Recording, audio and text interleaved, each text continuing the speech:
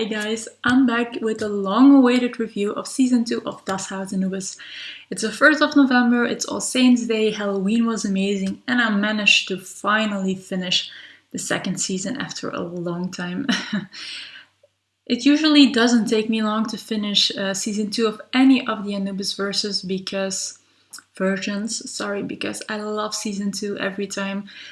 But just summer happened, lots of stuff going on. So I didn't have TV for myself most of the time, so it took me some time to watch it.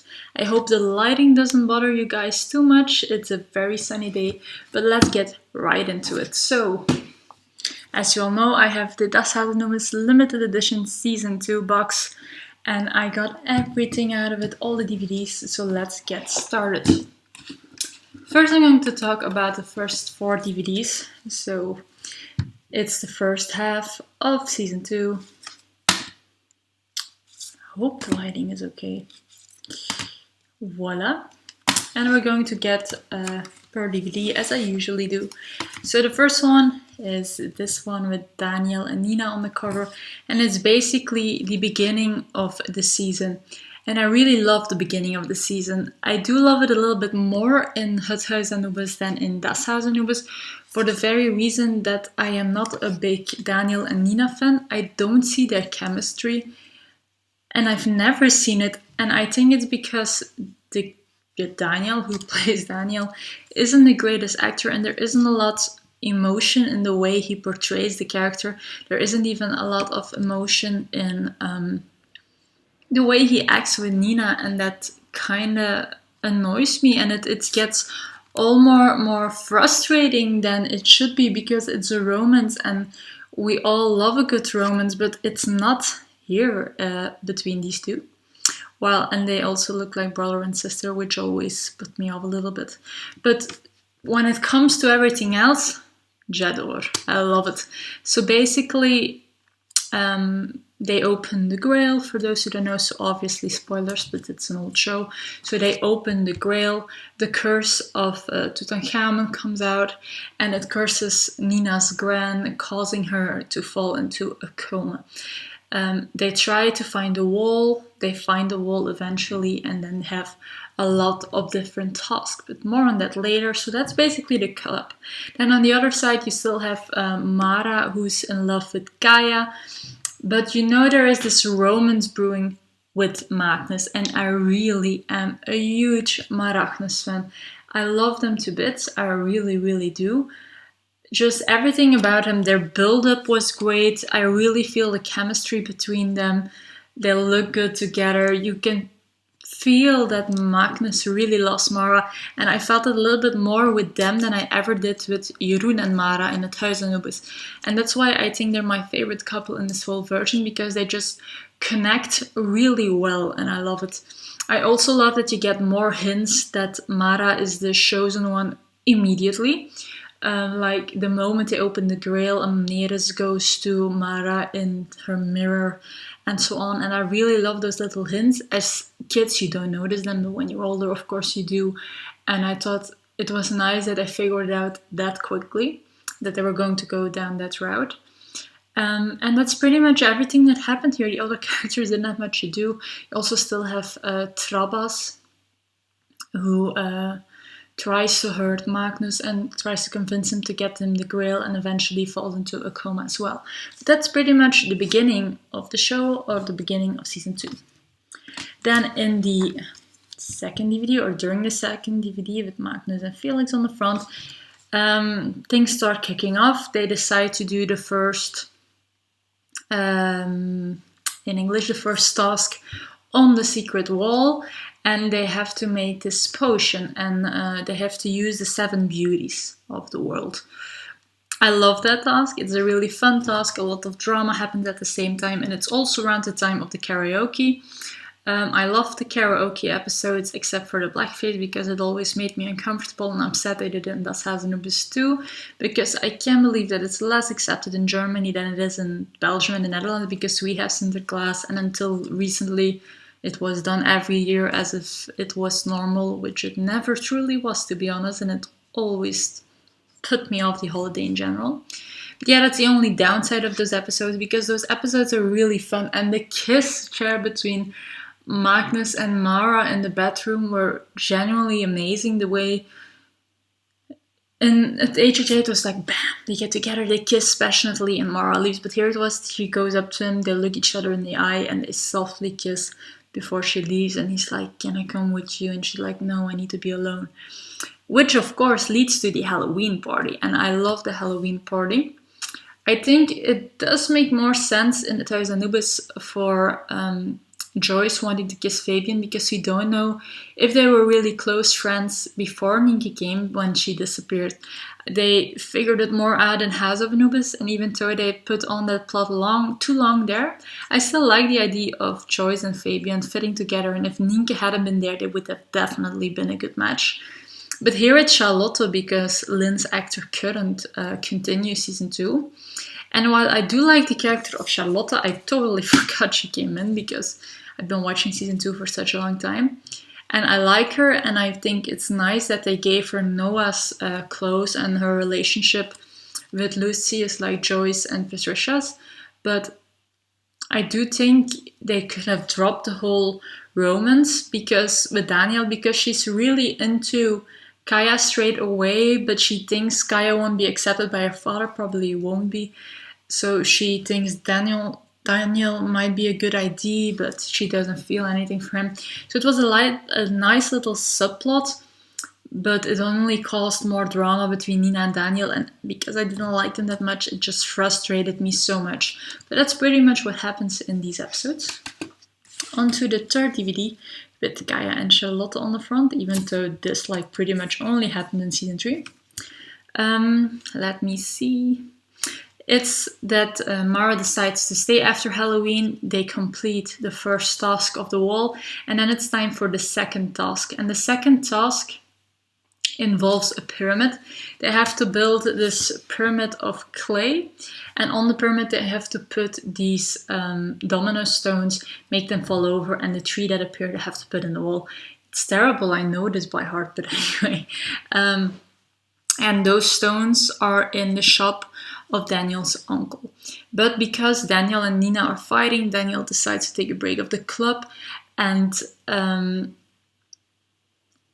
they don't want to go to him. Well, Nina doesn't want to go to him to get the stones, and that's where a lot of Das Haus Anubis changes from the original plot.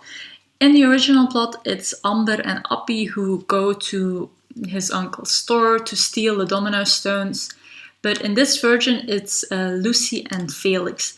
Why they did that, I found out thanks to the Das Haus Anubis magazines I read a few years ago. It's because Delia's actress got a blood infection, which is a really terrible disease, which really takes some time to heal from. So they had to cut some of her scenes, and it's noticeable in this season half, because stuff she's a lot in the Haus Anubis, she isn't here. She's more like these small roles. So basically, Felix and Lucy go there, they steal the stones, but Felix forgets his keys, and Felix is the one who's scared to get captured by the police for stealing something, but eventually it all works out. Daniel becomes part of the club again, and then let me see, and then he gets together with Nina finally. And yet again, that sequence in the bathroom always gets me so excited in the Haus Anubis, because you really feel that Ninki and Fabian love each other, but I don't feel it here. And I think Nina's actress Christina really tried, because she had no experience, but she grew so much as an actress, even though it was her only real acting job, because she became a teacher like she wanted to before. But she really tries, and he just doesn't. He always acts with the same face. And I'm not saying that acting is easy, but they knew this when they casted him, that Daniel would be a complex character, because Fabian is one, but they just casted, in my opinion, the wrong actor. He looks fine, he's okay, but he's not great, and he doesn't get there when he should. He is good at saying things. He does say his lines well, but it's not there. And yeah, so I didn't feel anything at the kiss in the bathroom. Also, she always does this with him, and I don't ship them that much. The first time I watched it, I did, because I didn't expect well, I didn't know what I was going to see because I expected them to change less or more in certain scenes, so it didn't put me off that much. But this time, no, I really don't. Season 1 it's fine. Season 2, nah. Season 3, I genuinely don't remember. That's why I'm rewatching.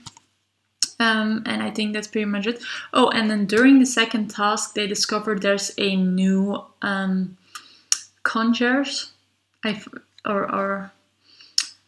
How do you say it nicely? A new guy who fixes everything in the house. And turns out it's the son of Rosie, Benny. And I have a lot to say about this, but I'm going to the next DVD because it's more prominent in here. Then, so the final DVD, they continue the task, and in the meantime, everyone is obsessed with the new guy, all of the girls except Mara, and that's Benny. And Benny is pretty much the 18 plus son of Rosie, who wants to stay a little time with her before going on another travel, because he basically travels the world doing little jobs everywhere. And I hated this character in Haus Anubis. I really, really did.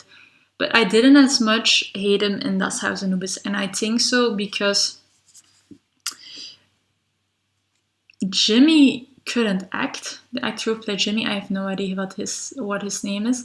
But Benny's actor could act. And Benny's actor was actually hot. So I could, I wouldn't fall for him, but he was cute. And I could see why nearly all the girls went crazy for him, because he had something. He was adorable, but he was still flirty and a little bit hot at times. And I get it, which I didn't get in Haus Anubis. Yet, I think what Nina does with Benny is 10 times worse than what Nienke does with Jimmy. Nienke was quite confused, but she still clearly loved Fave, and it was just this fantasy of an older guy, but she never really went into it. Like, she asked him to go to the cinema after he saved her from passing out, but she never went in for the kiss. He always pulled away. Nina didn't. Nina was pretty much flirting with the guy. Also, when she kissed him, or it seemed like she never pulled away or never was like shocked for a minute before pulling away. She just let him be. And I think that it was even worse for Daniel. And they didn't really have this big breakup scene as well, which bothered me. But yeah, that's pretty much it, what happens about that storyline in here. Then when it comes to the other characters, Magnus and Mara get on this little are we in a relationship or not thing, and I love it because Mara really learns more about herself, who she is, more about Magnus, and I love their little dates. And at the meantime, she also learns more about him through Felix. But Magnus has his nightmares, and he starts to trust the new teacher, Radus, or the main villain basically of the series. And I love that villain in Haus Anubis more, because he really played it well. But turns out that guy is pretty much a pedophile in real life. So that explains a lot. He plays it amazingly. Do I like the man? No. In that regard, I like the Das Haus Anubis actor a lot more, even though he didn't go for it as intensely, but he stayed in the boundaries. He was okay with them, and you could see that. And then there's also a new storyline, and that's the fact that there's going to be a school newspaper, and Lucy and Charlotte and Max, who is pretty much little Robbie, become part of it. And during their first big storyline, they write down something down about Altrichter and Van Engel, and thanks to that they win the school trip. But the school trip turns out to be orchestrated by the enemy of the season, because he wants to kidnap Nina, because he thinks she's the chosen one, and he wants to put her on a pedestal during chosen hour so that he gets the entrance to the love tomb. And at the same time, they finish the second task as well, and they start looking for the third task, which is basically they need to plant the lotus, the Egyptian lotus flower, and from that flower they need the seeds. But that task takes such a long time because there's so much drama, and that always frustrated me, because in the second half, which I'm going to talk about now, they also work on that task for a ridiculous long time. So I think the lotus task is my least favorite task of all. So that was season 2 part 1. Favorite character, Magnus and Mara by far. They ship Magnus and Mara by far. Favorite task, the first one, the 7 Beauties one. On to the second half. And it's this half that took me long to get to because it was summer when I finished the first half. And I get stuck somewhere in between and then I watch it continuously in September and October. But so yeah, so the first DVD, second DVD, the boys, the third DVD, and the fourth DVD, my babies. So yeah, the first DVD, so Nina and Delia, basically continues where it ended. So Nina has to do this chosen hour ritual, you could say, but she isn't the chosen one, so it goes wrong. So the enemy poisons her, making her forget and fall into a coma. And she forgets the past 2 weeks, so it involves everything with Benny, that she learned that he is actually a douche who tried to flirt with all of them. And I'm still don't get how they didn't notice because he flirted openly with everyone. But anyway, he, when she wakes up, he says that he's her boyfriend and she believes him because she doesn't remember anything and she feels a strange connection with Daniel, but she doesn't know why. Eventually, everyone works together to get Benny out of the house and Victor kicks him out because he thinks he stole something, which isn't the case, but I'm glad it went that way and he got out. Eventually, Nina remembers Marcy and Daniel finally make up for the final time and they stay as a happy couple. And at the meantime, they also try to get everything to complete their task. So in the first season have Lucy and Felix, which is also a changed scene, get the earth where a dead body lied in, so cemetery earth. And then now they finally get the seeds of the lotus flower and they can plant it and it becomes this flesh-eating plant. And at the same time, Magnus, who has figured out that Radus is the enemy, so basically Raven, has to work with him to get his dad out of prison because he promises if he spies on the club, he'll get his dad in return. That's basically what happened in here. And eventually they find the seeds, but they don't find the seeds for a long time because it's such a long task. So we get onto DVD 2. They find the seeds, they plant the flower grows, the flower dies, and they put the seeds into the wall. And then we go on to the next task. That's pretty much what happens, but a lot happens in between. And one of those things is that Rosie, who has totally lost it because she thinks there are ghosts everywhere in Anubis' house.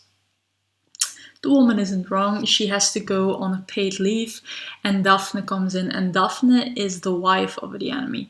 And I love Daphne. I think she's a very layered character. I also loved Vera in our version. I hated Vera in House of Anubis.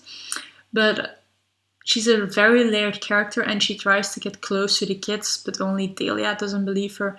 And she gets close to Victor, but she completely plays him, of course. And at the same time, Lucy gets letters from a secret lover via the school newspaper, and she tries to figure out who it is. And she thinks it's Gaia. And there is something I really dislike that they changed in Das Haus Anubis, and that's making Lucy, who always disliked Gaia, who always thought he was a macho, and make her fall in love with him. That was something really strange that I didn't really think they would go with, because why would you? It doesn't fit the character. But luckily, after a lot of troubles and help from Charlotte, she finds out it's Max. That's pretty much it that happened in this episode, or in this DVD. On to the next DVD. We get onto the next task for the club. Basically, the fourth task is that they need to play this song, which is a love song, and they have to dance a love dance at the same time. It's very funny. It's a very quick task, which was necessary after the long-term task, and they make it work with some hilarious things in between. At the same time, Max and Lucy go closer. She begins to fall for him. She gets to know his family a little bit more, which is nice to see. At the end, there's also the fact that there is this physics class contents where Daniel and Charlotte have to contest in or participate in from Altrichter, and at the same time Nina gets jealous because she still thinks Daniel likes Charlotte, but that is not the case. It's a funny situation, but it's pretty much a side plot. And during that side plot, they get to the 5th task, which is creating a aura camera. And with that aura camera, they can find the bloodline of Amneris. Then in the final DVD, it all gets together, babies. So pretty much, thanks to the Aura DVD, they find out that Mara is the chosen one. And at the same time, Mara gets kidnapped by Radus and Daphne. And she's taken to their lair, which is the castle where the incident of the season final took place. Magnus finds out as well that she's the chosen one. And they are a little bit frustrated because Magnus really wants to believe Radus. But Mara's like, he's not good, you are good, you have to follow us and we'll find a way.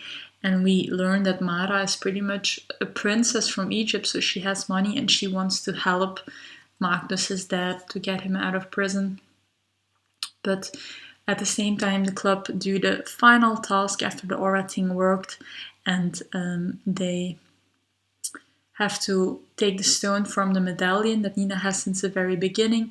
They have to burn it until it's the color of Ra, which is yellow, and then have to put it back in the wall, and then they know the time, and the time is sunrise. And basically, I'm going to talk about the final now. The final is the best thing Haus Anubis and Das Haus Anubis have.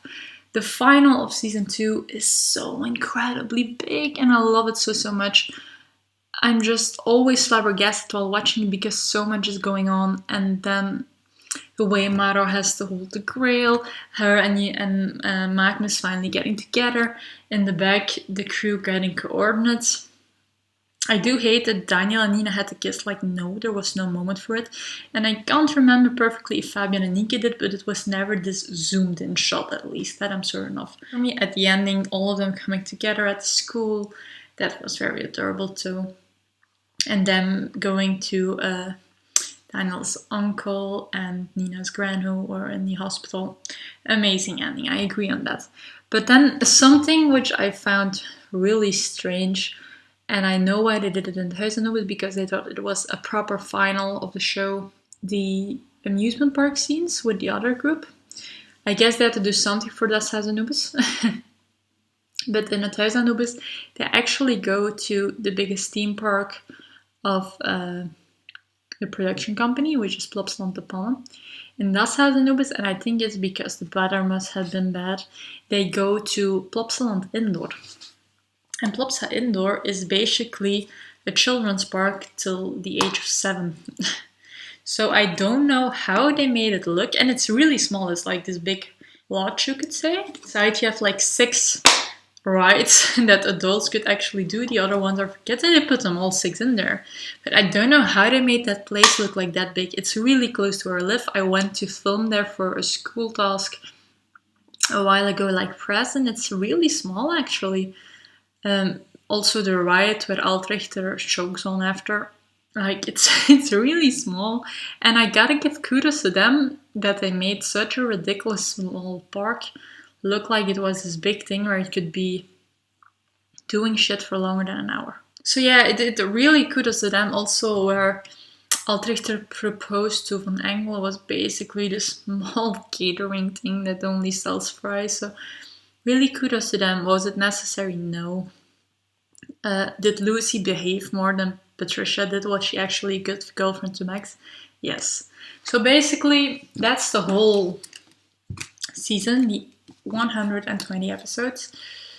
The positives to me were, I loved the relationship between Mara and Magnus and the way it was fleshed out. They were the highlight for me every time they came on screen. I was really happy because I loved their progress, their love for each other. It was amazing. Magnus and Mara are also my favorite characters of season 2. They behave the most logically throughout the whole season to me.